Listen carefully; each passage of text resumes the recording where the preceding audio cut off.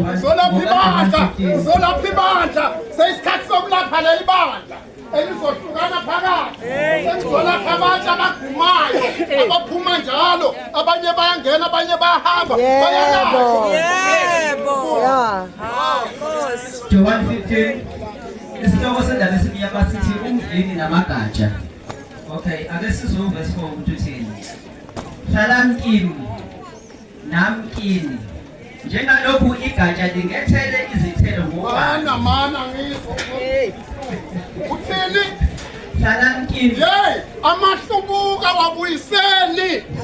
Bazohlala ngaphakathi ngokuthi uJesu nina hlalani kimi.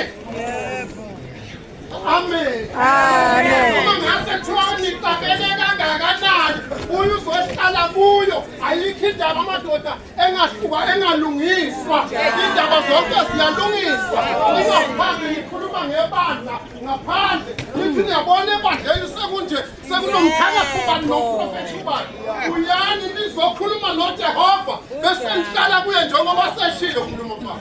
Hlalani kimi nami kini. Njengalokhu igatsha lingethele izithelo ngokwalo. Kuphela uma lihlala emvinini. Kunjalo nani. Kuphela uma lihlala kimi.